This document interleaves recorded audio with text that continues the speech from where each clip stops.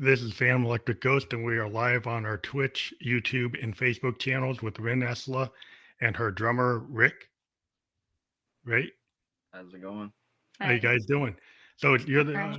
I think we've had you on the podcast, the audio podcast before, but this is the Yeah. first time we've had you on the video podcast, which we've been doing since last year.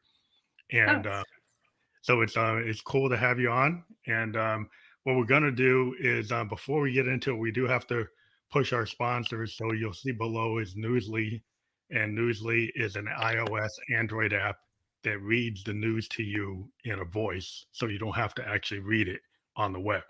And so if you use promo code Ghost 2021, you get a free month of that. So just go out to your app store, look for Newsly, put in Ghost 2021 to get 1 month free. So that's cool with that. And then the other thing that other company we work with is out of Germany, and it's Double Jack Online. They are an online philanthropic lottery. You can play Keno, Powerball, and a percentage of the profits go to charity. Take your cell phone or smartphone and scan that. You can try it out. If you become a member of the group, you can actually become an influencer, and you get a percentage of everybody who plays, anybody who signs up with your connection number. So if you'll get like a coupon code, and if you get other people to sign up, you get a percentage of every play of Keno and Powerball. It's a good way to get passive income. So I know artists are always looking for ways to make money. So that's something there. So now what we've got queued up is your new Spotify song. So this just came out, right? Alone. yeah. So what we want to do is before we get into the interview, we do like to have our audience actually listen or watch a YouTube video or listen to a song. So what we're going to do is going to put you on mute. We're going to listen to the entire song of Alone, and then we can talk about it on the backside. So that's cool. Oh yeah, Yep. sounds good. Okay, so we're going to play that right now.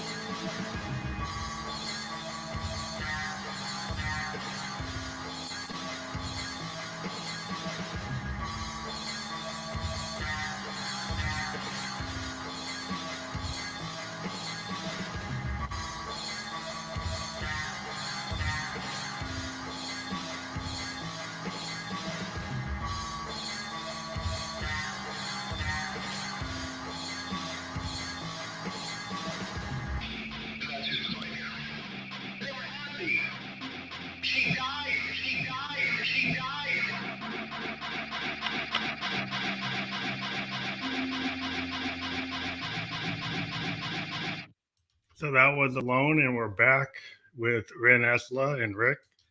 How you guys doing? Hi. Doing all Doing all right. right. So, like, I always like to ask about the combination when multiple people are working on a project like that song. So, did you both equally put into that song, or is it like one person did I, most of I it? write the music. You wrote the music and Yeah. you did the Yeah. drum part. You just that's your drum part. He just plays the drums live, Hmm. but I write all that. You write all the rest of it. So it's so was that hard to put together given like COVID nowadays? Were you able to actually do that together in a studio in your home studio, or how No, did you record I do it at home in my it? room Hmm. on a piece of crap laptop. So Well, that's cool. I mean, like you can see, I'm in my bedroom studio too, so everything gets done from home nowadays. Um, yeah, I mean, I'm doing this from my home studio, so um, yeah, it's interesting. So have you been able to do like online shows or physical shows at all, or is everything just like doing on the web? well, right now, my focus isn't really shows. I mean, he's still trying to learn all like the new songs that I just wrote right now that we're gonna be playing. Okay, Yeah, so we're kind of just focusing on like recording music and learning like what we already have that I just wrote. that's cool.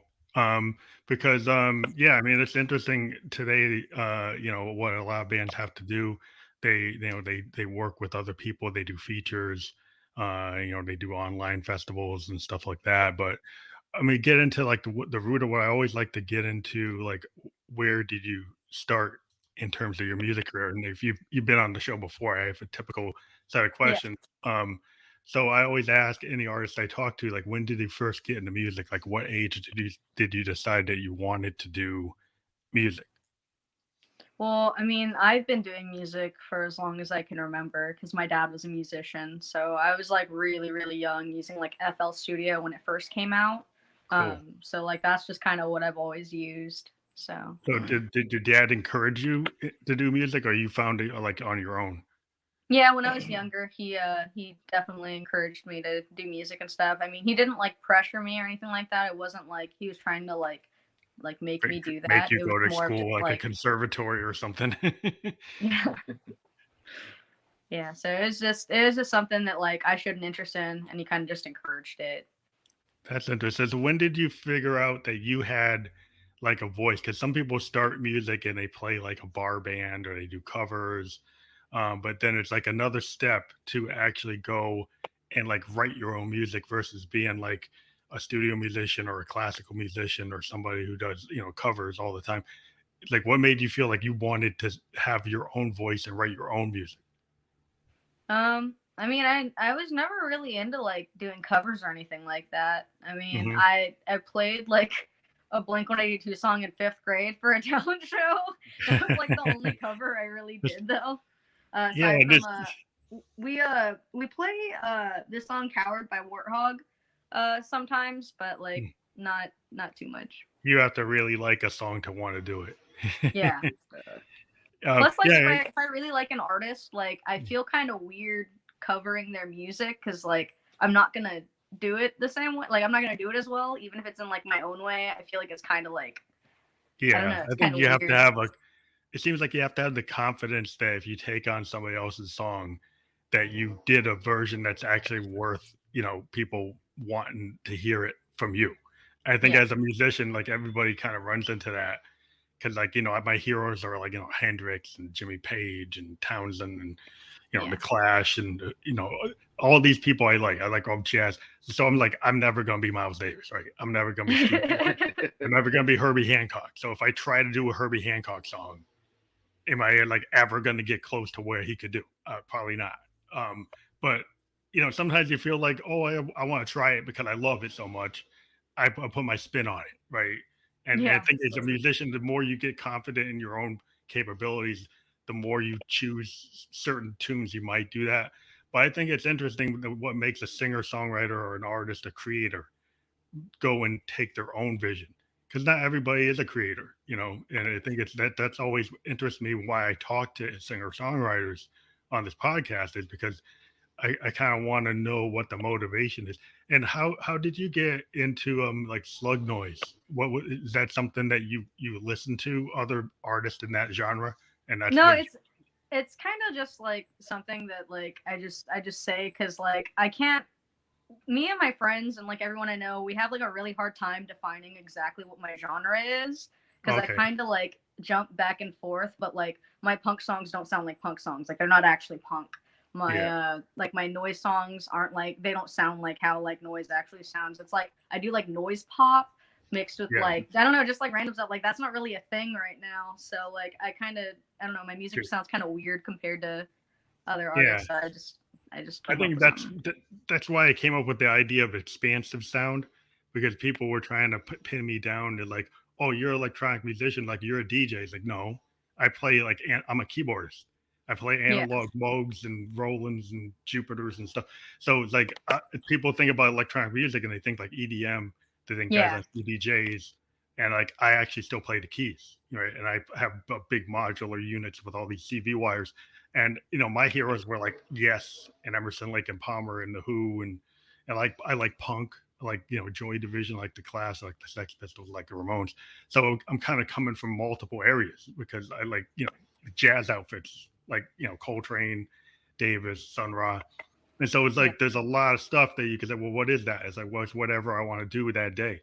you Yeah. know, it's like I think it's like it's hard to get like people want to pin you into a genre. It's like, well, you're into trance, or you're into like dark wave, or you're into this, and it's like, well, what if you want to do everything? Right. Yeah. Yeah, You see, just I bounce back and forth from genres. Like I had an R&B song for a while, but I stopped talking to the person that created the beat, so I kind of just scrapped it. scrapped it again. But like I've done like all kinds of music and stuff like that at some point, so it's not like I have like a defining genre. Like some of my music fits under like an already existing genre, but Hmm. like some of the music that I write, it's like it is kind of death rock, but it isn't. It is kind of electronica, but it isn't. So like I just do a lot of like delay effects and stuff like that to make it sound like it's glitching and stuff mainly. So if you put out a record or an EP, it would be kind of eclectic. It would be a combination of all these different things. It wouldn't just be one type of sound. Or would you try to Yeah, make an album that had I a similar sound? my new album that I'm working on right now. I have two songs that sound kind of like doom metal, and Hmm. then I have two songs that sound more like I guess like death rock kind of, and then I Hmm. have two songs that are more like poppy-ish. So like I do like pop songs and stuff like that too. So that's why I say like I'm all over the place with like the kind of music that I do. Well, I think that's cool because I'm a child of the '70s, so I kind of grew up with like vinyl and albums, and we Yeah. live in like a Spotify playlist age where people have short attention spans and they only want 2 3 minute songs. And I came from like listening to Tommy and Quadrophenia and like Yeah. Styx, these and Pink Floyd and these big rock operas and jazz songs that go 20 minutes long. So Yeah. it's like a different thing for me. Like I'm always trying to get people to listen to something longer than 3 minutes. And I was very happy to see that your song was 6 minutes because Yeah. that is not A, typical, a lot of my slower songs are usually around like the 5 to like 8 minute range, but all of like my harder songs they usually range from like about 2 minutes to like 4 minutes. Yeah, like a punk song. Like if you listen to the Clash, everything's like 3 4 minutes. And it's Like just it's hard to like write like all that with how fast it goes. Like it just zooms into the whole song. So like yeah, if you that listen to you would have like Ramones, yeah, yeah, Ramones you would songs have are like like two. several like people. I mean, several verses like in it as opposed to just like two or three. You know. Yeah, like if you listen to like Black Flag or Husker Du or the Replacements or even the Clash and the Ramones, they're like 2 minute songs, like a minute Right. 50, 2:10. That's what that era is. Nirvana kind of stretched out with grunge, where you could take a punk song and make it like 4 or 5 minutes.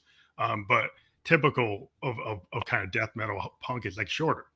But then like progressive stuff goes on a little bit more. So it's kind of like interesting with industrial stuff like Nine Inch Nails stuff will go longer.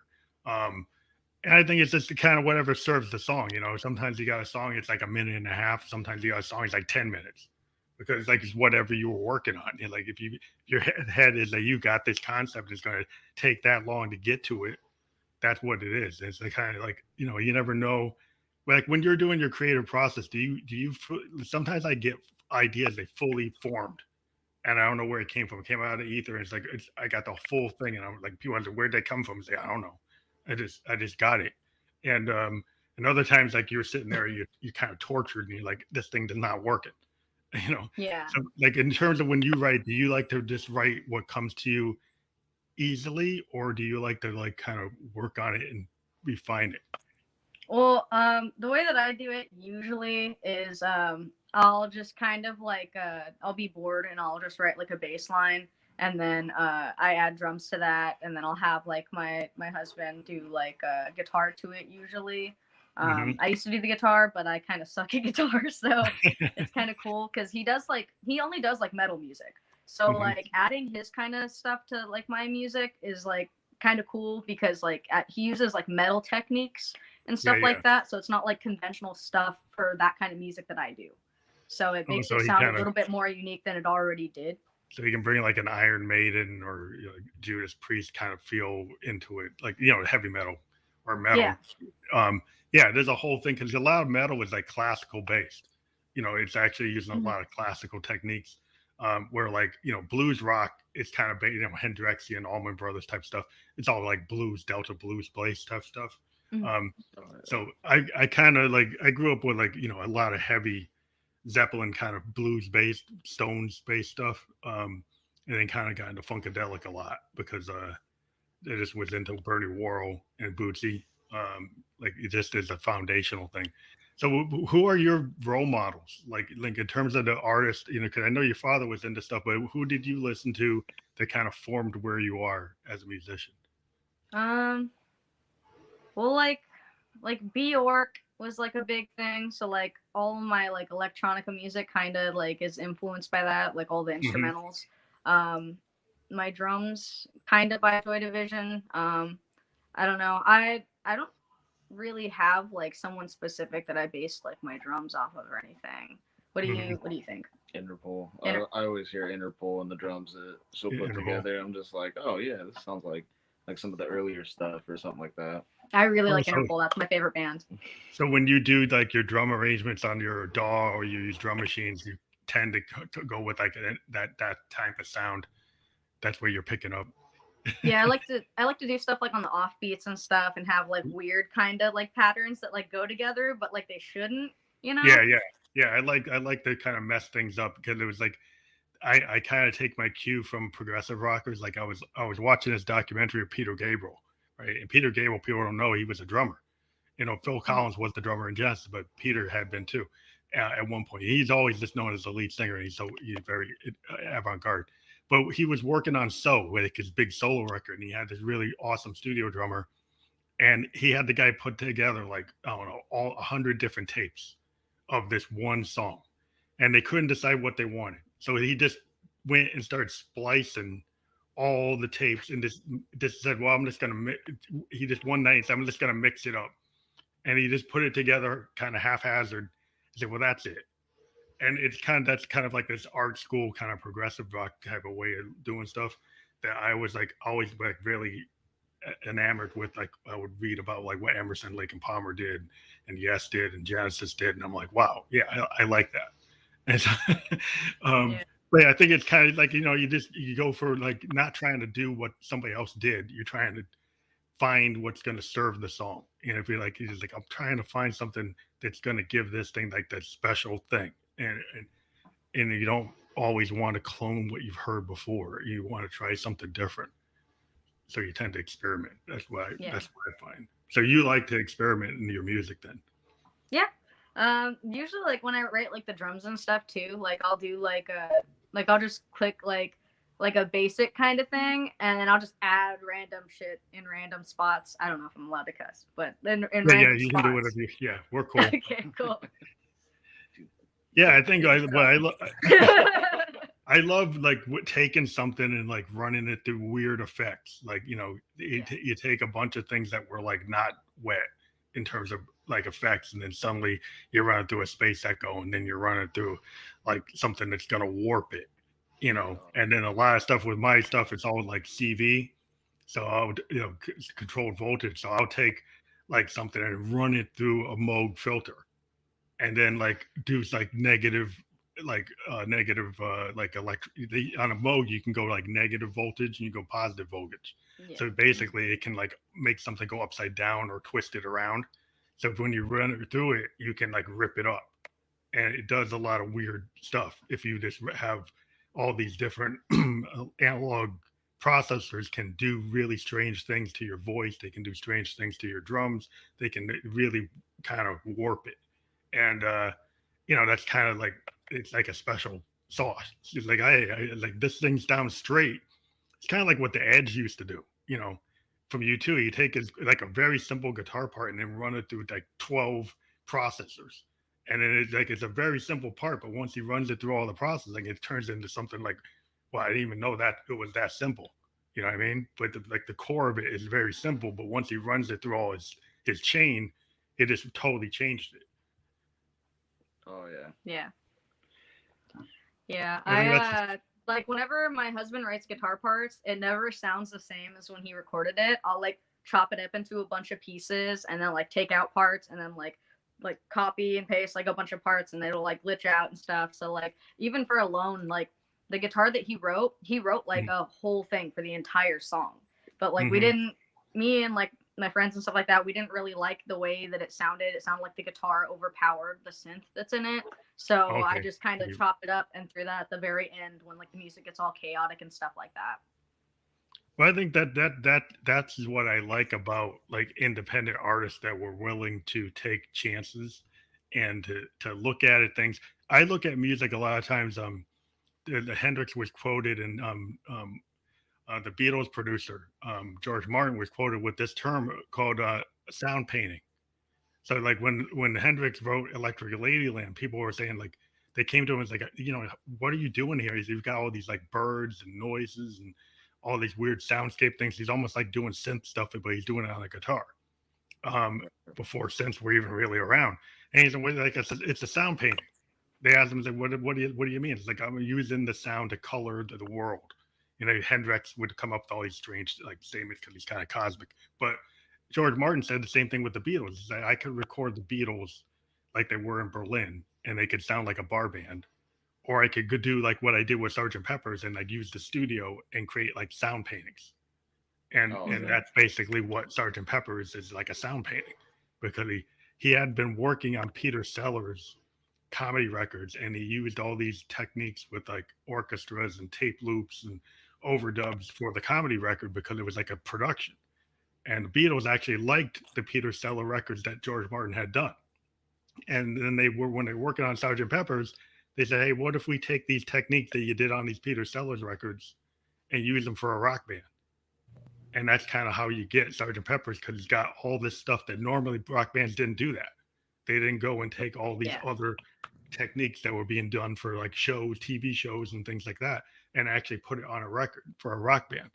And I think that's what now with Everybody's DAW, everybody can be like Hendrixian sounds paintings and George Martin type of production. You can go and do that yourself. Yeah. It's pretty cool.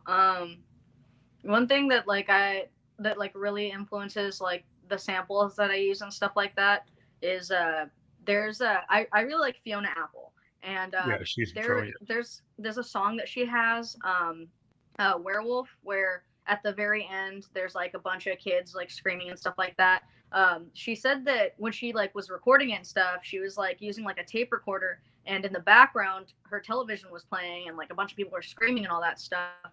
And she like would walk around parks and stuff and would try to like get different people to scream into her recorder. And she said like none of it sounded right, but she found like a bunch of kids popping balloons at a park and they were all screaming and stuff like that. So she recorded that, and that's what's in her song.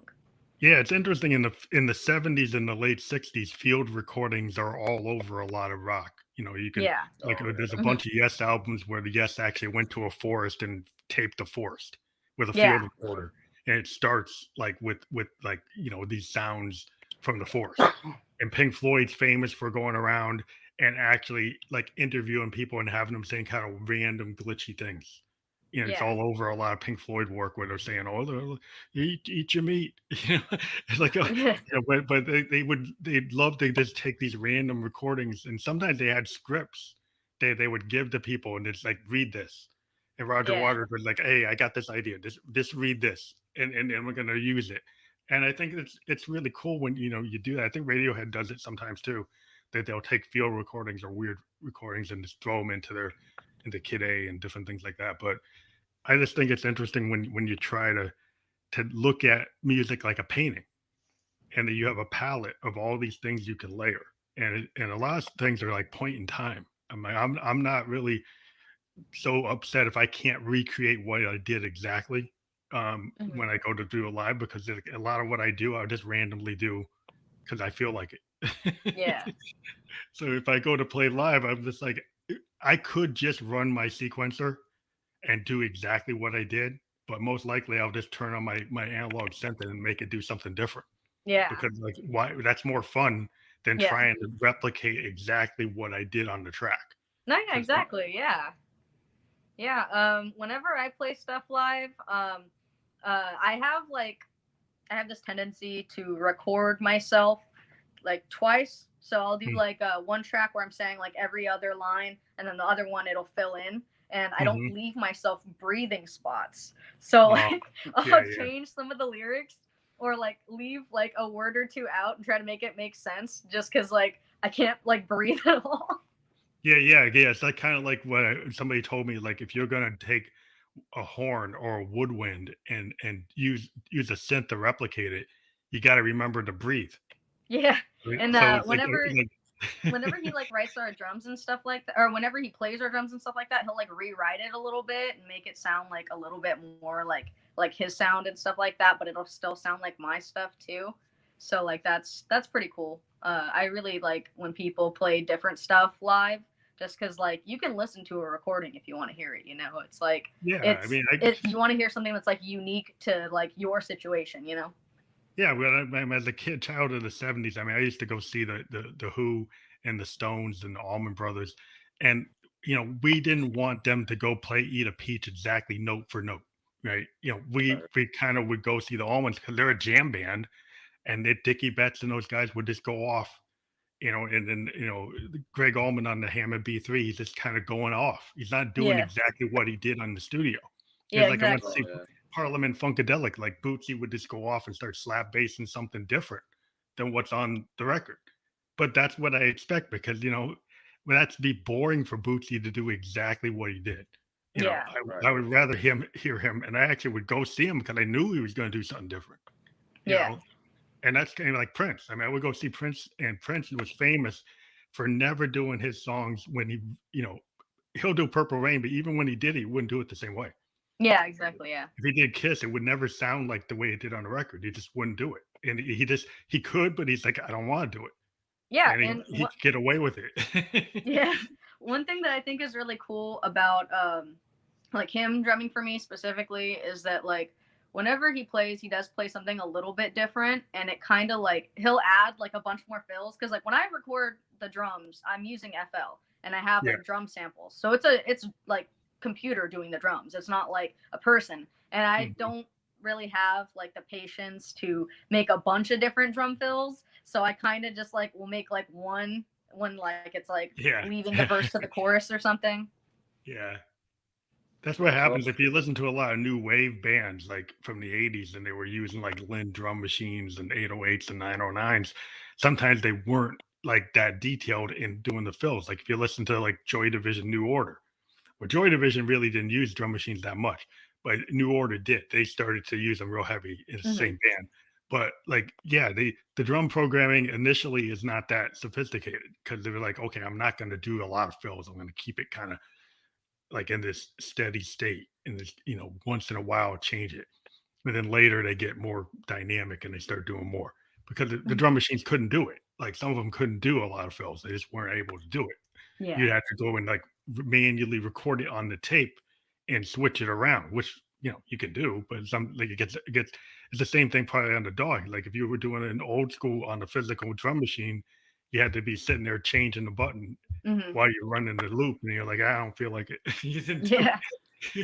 That's always been really fun for me, kind of going in, because I mean, I generally play like blues rock and reggae on drums Hmm. is like what Yeah, I played outside of this, and so coming into this project, it was definitely a challenge. She writes some of the most, I don't know, it's complex, just barely off time kind of beat little thing that she does, and it throws me on a loop.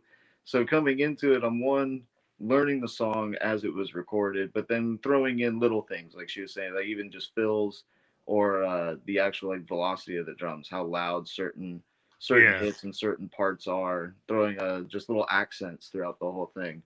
And it's been a good experience for me, man. I mean, it's definitely opened me up as a drummer, and I'm just having fun with it, man. Well, I think it's awesome when you're able to actually like if you're a singer songwriter and you've been using like can like electronic drums and then you actually get a real drummer. Because I've Yeah. had different iterations of my band where I've actually had a bass player and a guitar player and a drummer, and everything was on 808s or Linn drums and all these like electronic drums, and then like I said, I had to tell the drummers like I don't want you to have to do exactly what I did. Like just Yeah. interpret it and stay in the same zone, and I'm cool with it because like I did what I was able to do. But Yeah, when I just like yeah, that's you know how what I I mean? do it basically. It's like he doesn't have to play it exactly how I play it, as long as it has like the structure, like the basic like kind of like vibe that it's supposed to have. I'm totally fine with him like changing stuff a little bit. Well, I think that's the awesome thing what happens when you actually build a band, right? Like if you get a bass player and he takes your line that you did in a DAW, a bass player is going to do stuff that you probably didn't do. Like they Yeah. know what kinds of low techniques that are unique to the instrument. It's like a Mhm. horn player. Like if you do a horn on a synth and you get a real saxophonist, he's going to do all kinds of stuff with his breath control and his reed control and all the little subtleties of that instrument that you can't do on a keyboard. He's going to do, and so like Yeah. yeah, that's what you expect. Is like they're going to be able to enhance it, is what you hope. Like you don't have to radically change it, but make it more real. Yeah. Yeah, One thing that like I wish because I okay, he'll rewrite like parts of my drums and that's cool. But like my brother like plays exactly what I wrote, and what I write is like I'll write like very very basic bass because it's the one thing that's like consistent in my music.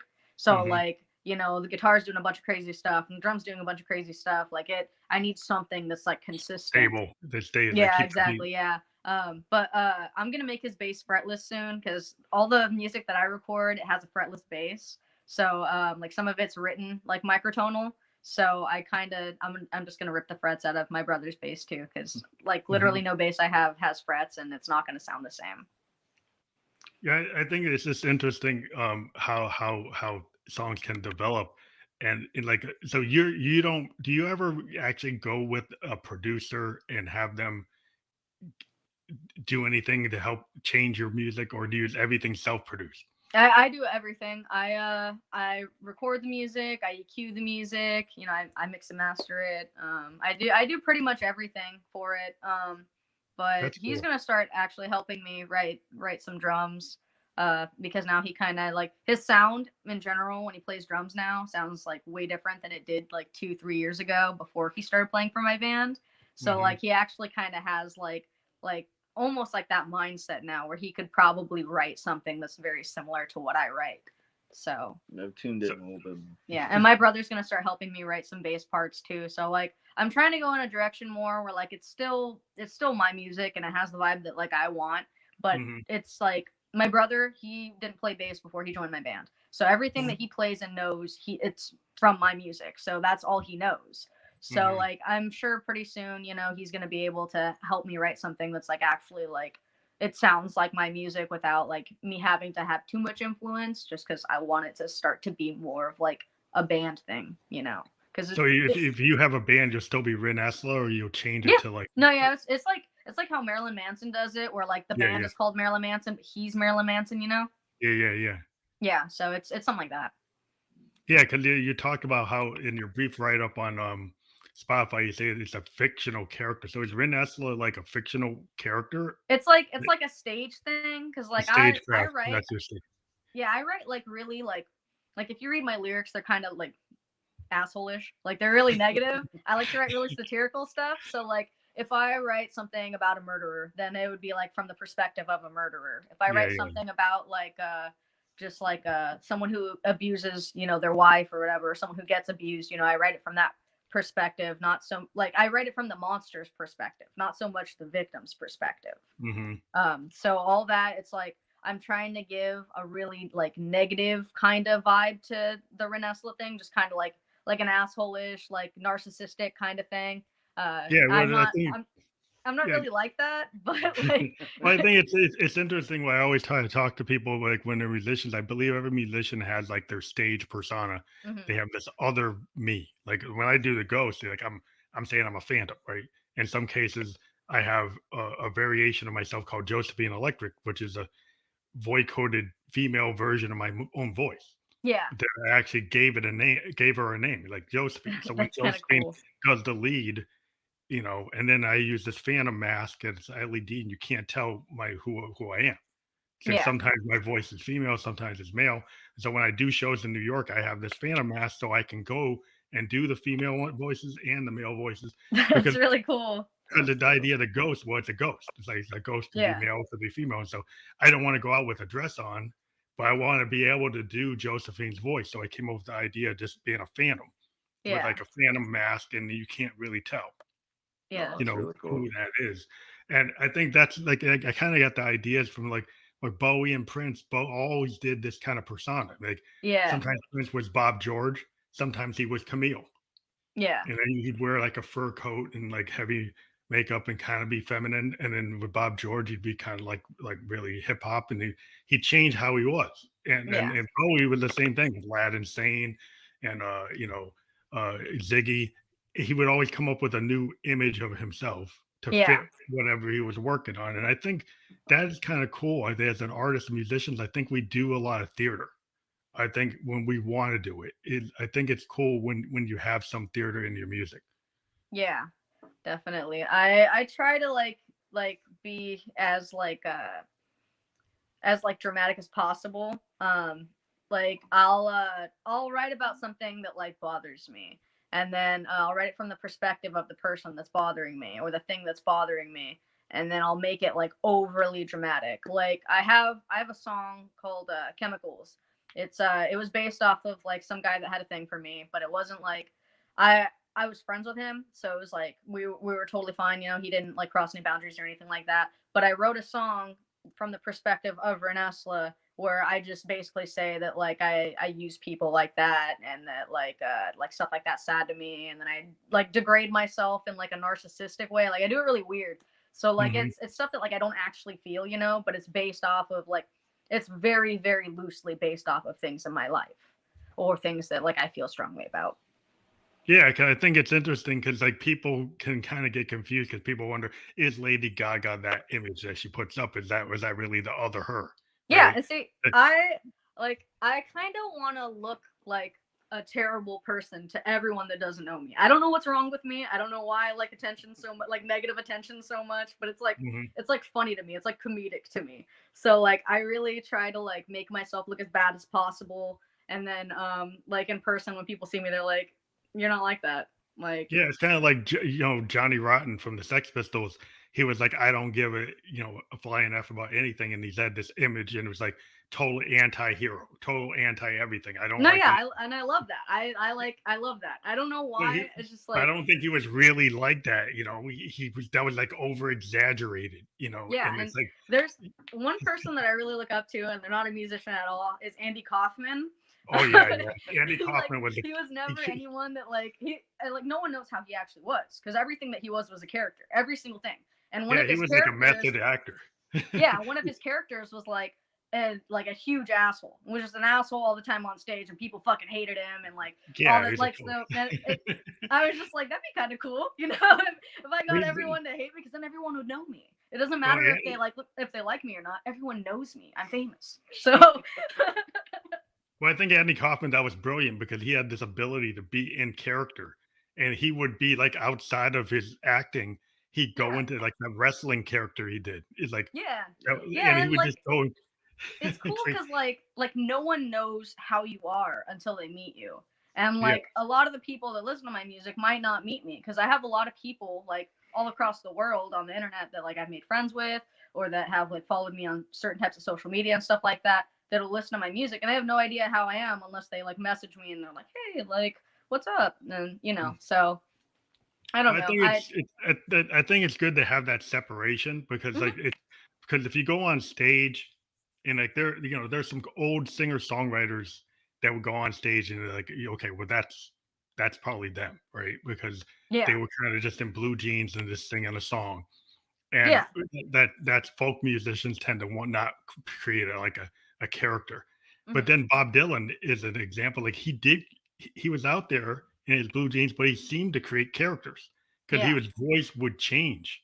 mhm, If you listen to Dylan, his voice is very different from project to project, and it kind of sometimes it'd be like Arlo Guthrie, somebody would be like Woody Guthrie. Sometimes it's weird, this weird nasal thing. Sometimes it's like Nashville Skyline, where he actually sang with Johnny Cash, like in a country way that's totally different than any other yeah, project. It doesn't sound like anything else he ever did, and it mhm, actually kind of shows he could sing yeah, like a singer level, but then he chose to like do this other stuff, yeah, and it was almost like he's in character for everything he does, yeah, yeah, and and exactly. and I Yeah, think that's really cool to yeah. do. I don't think anyone else in my band really like has an interest in doing like characters or not. I don't know if you care about that stuff. Like I don't think my brother cares. My brother just does a bunch of crazy makeup. So we both just will be on stage looking how we be Yeah. looking. Well, I think But I'll the look lead it up singer and is do my probably dance important impression. for the lead singer to have that. Not that the yeah. whole band has to be like Kiss. Like if you think about Kiss, it's like everybody's Yeah. in character, I but not I think everybody I has to think do. low key he wants to be a villain because he's like the biggest Diamondbacks fan when we're on stage. Oh no. So yeah. But so do you think you'll be doing any live shows in 2022 or Oh you yeah. you still yeah Yeah, you're no, gonna be doing them? he's that's what he's learning all the stuff right now. I'm Nice. Cool. I'm gonna be like making like a few more new songs probably that we won't be playing for a while, but like he's learning all the new stuff that I wrote because I write in like bundles. I guess I don't know how to explain it. Like I'll Yeah, write like 3 or 4 songs in a row, and they'll all yeah, sound similar, and then I'll stop for like a month or two, and then I'll write like 3 more songs, and then those ones will all sound similar, and like so it's like I just write in like spurts. Essentially, that's the word I was looking for. Spurts.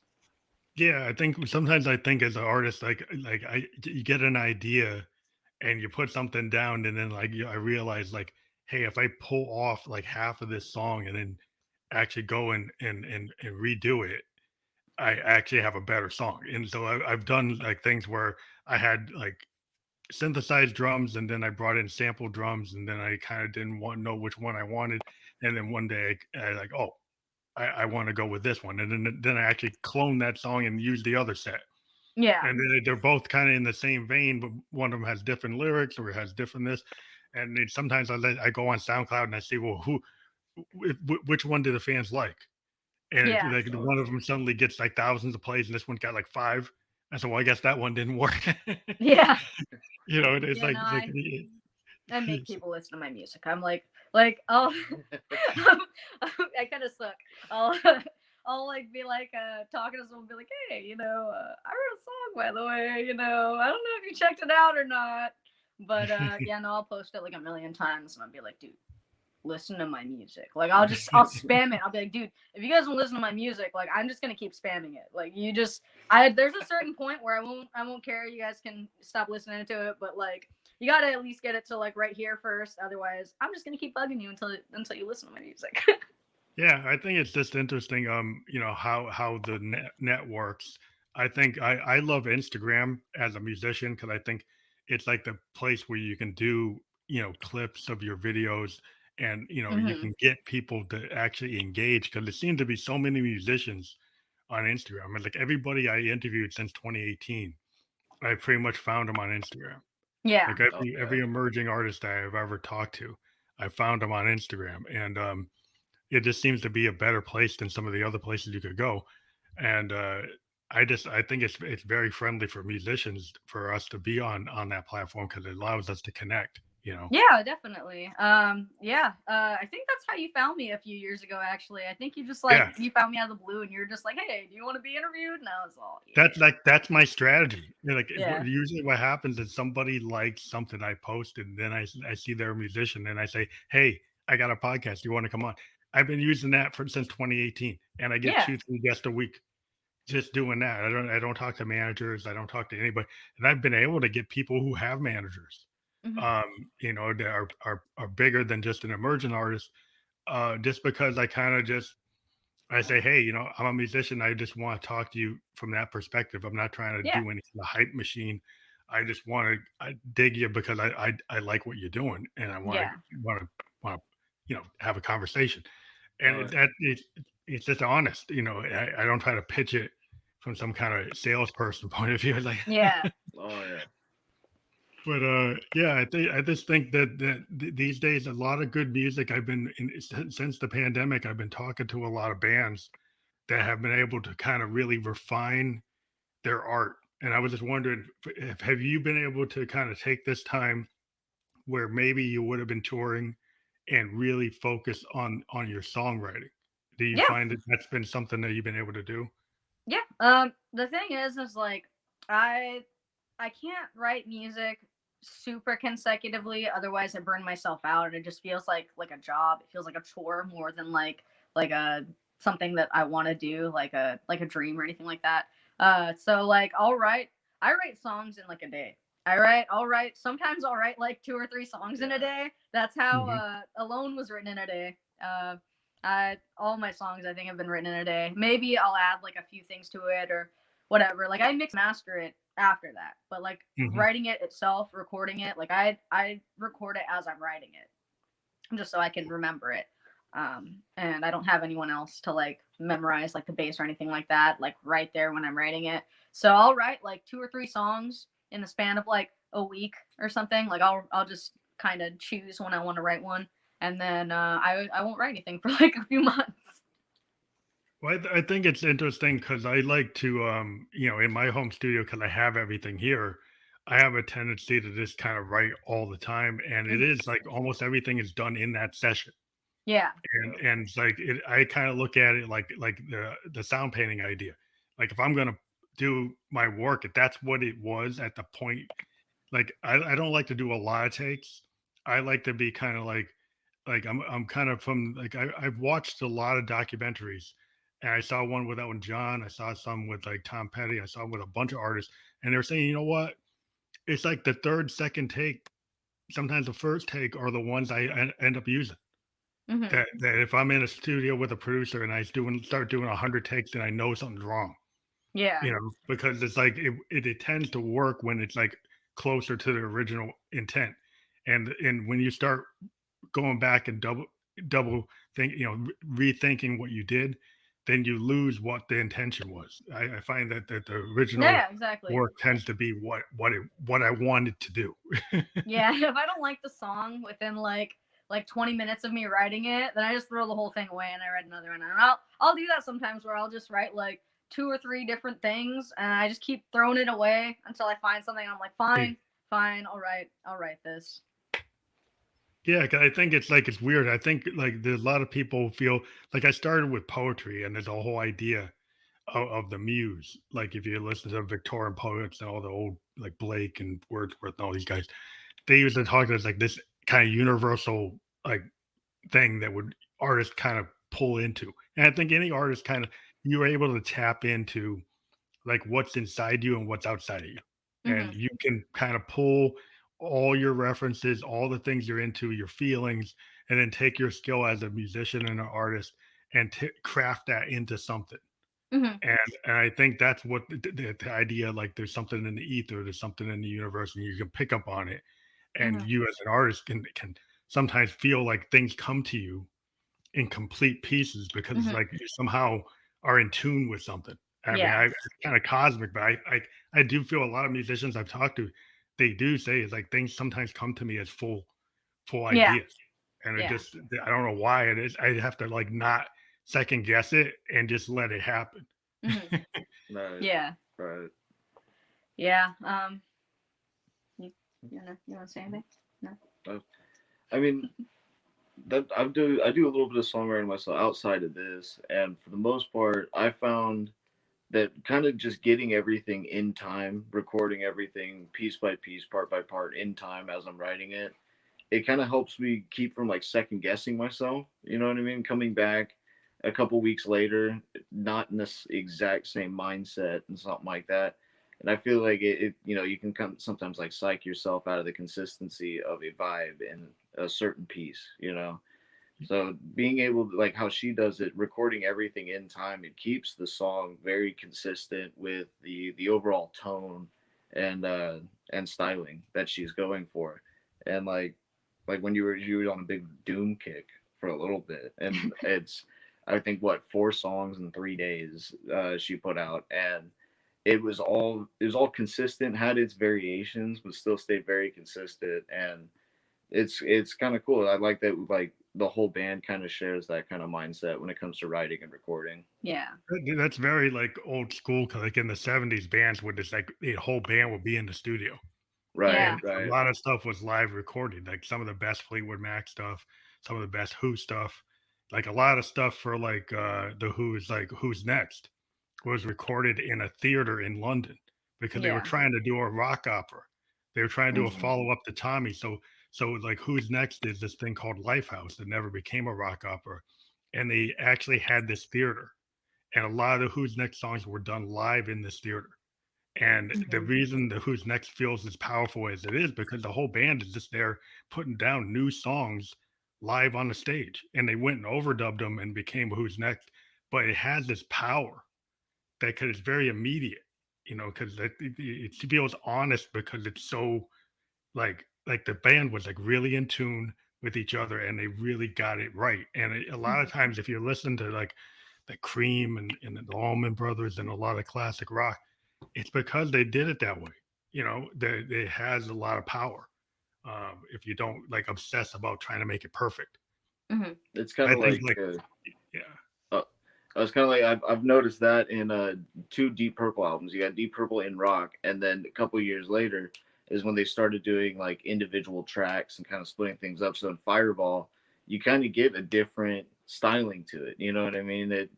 They go to like their first 2 albums and everything, first 2 releases, and everything sounds like a live show almost. You know what I mean? The yeah, same kind of vibe in the song.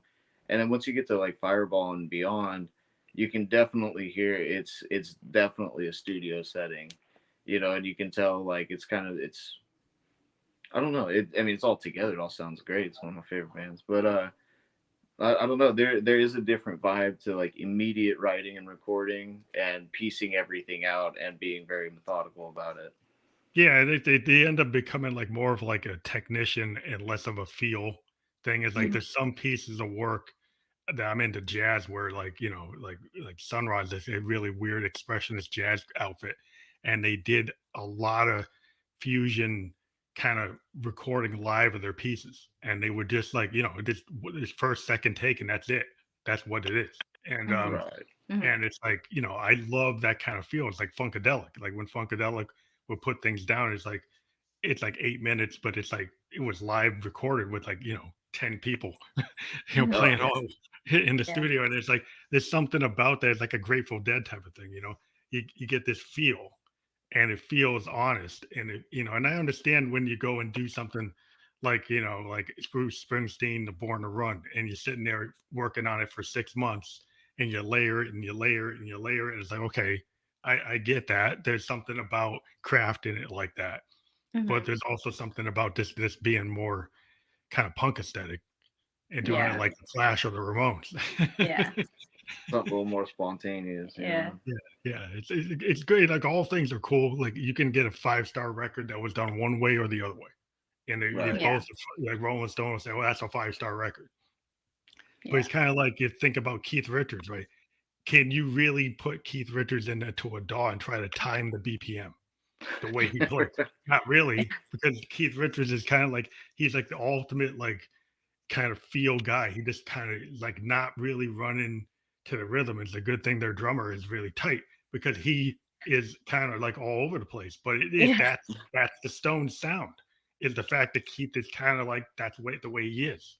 That's how he does his chord structures. He just kind of very loose, very jammy, and there's something cool about that. Oh yeah. Mhm.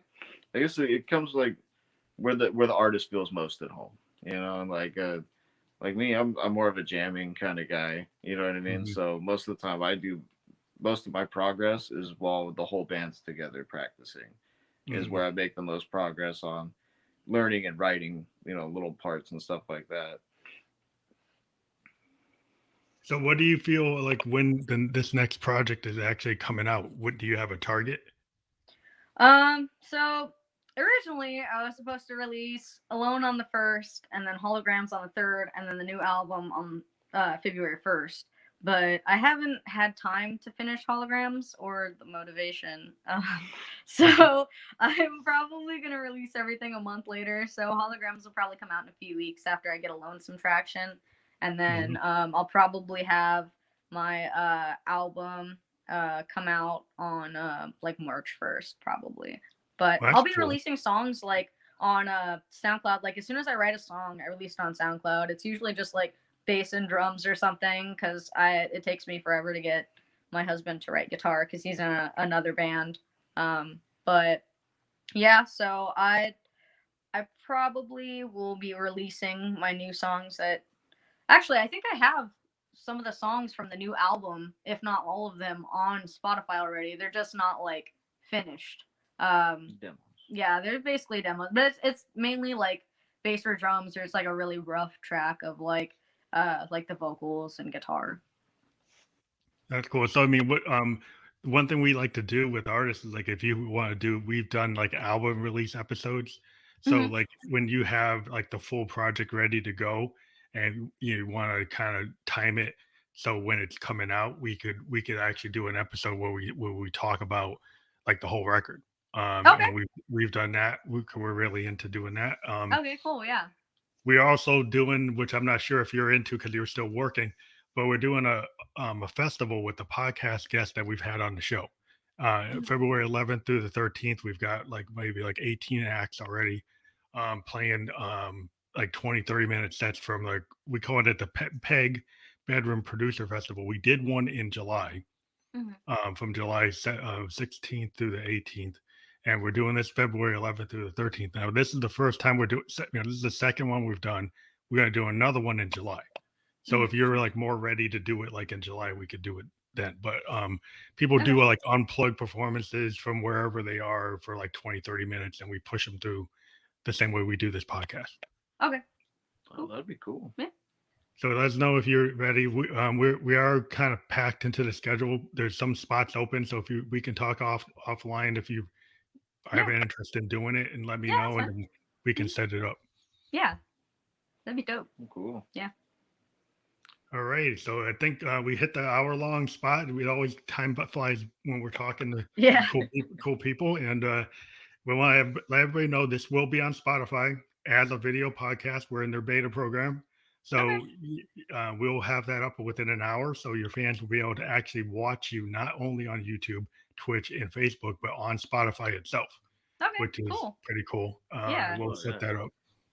All right. We'll give you the link as soon as it's ready. But All right. thank Cool. you, everybody. Please check out the link I have here. That's the Spotify link. I've kept it kind of stable, so you can't click on it, but on the program itself, when you go to the podcast on Spotify and you go to it on Twitch, YouTube, and Facebook, that link will be clickable. So I do encourage people to go out to the links that we have, favorite and subscribe to the artist that we talk to. And in this case, Ryn Esla, please subscribe and favorite and playlist. And that's how you help artists out. And we thank you for listening to the program. We hope to have you on again. All right. All right, Cool. Thank thank you. you. Thank you. Bye.